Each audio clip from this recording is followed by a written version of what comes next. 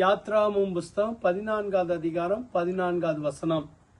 கர்த்தர் உங்களுக்காக யுத்தம் பண்ணுவார், நீங்கள் சும்மா இருப்பீர்கள் என்றான். கர்த்தர் இந்த வாக்கு தத்த வசனத்தை கொடுத்து இந்த ஜூலை மாதத்தை நமக்கு ஆசீர்வதிக்க விரும்புகிறார். அநேக முறை இந்த வசனத்தை நம்ம தியானித்திருக்கிறோம். அநேக முறை நம்முடைய திருச்சபைகளிலே இதை பிரசங்கிக்கப்படுவதை கேட்டிருக்கிறோம்.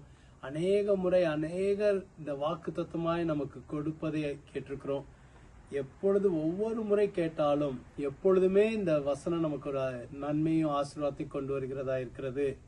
கர்த்தர் உங்களுக்காக யுத்தம் பண்ணுவார், நீங்கள் சும்மா இருப்பீர்கள்.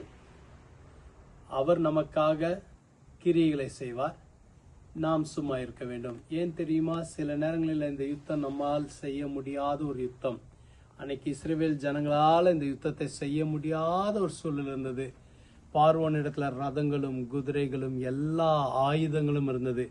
ஆனால் கர்த்தருடைய ஜனத்துல எந்த ஒரு ஆயுதமும் இல்லை, எந்த ஒரு ரதங்களோ எதுவுமே இல்லை. அப்போதான் எகிப்தை விட்டு வெளில வந்திருக்கிறாங்க. வேற எதுவுமே இல்லை.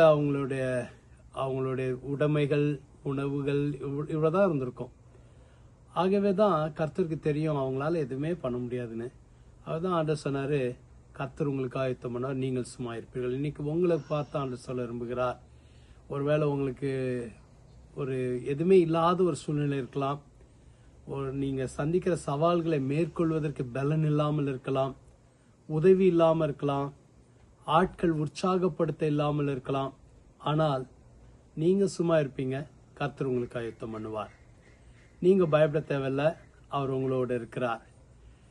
கர்த்தர் உங்களுக்காக யுத்தம் பண்ண போகிறபடினால் நீங்கள் அமர்ந்திருந்து கர்த்தர் செய்கிற யுத்தத்தை பாருங்க. ஒரு வெற்றியை கர்த்தர் உங்களுக்கு தருவார்.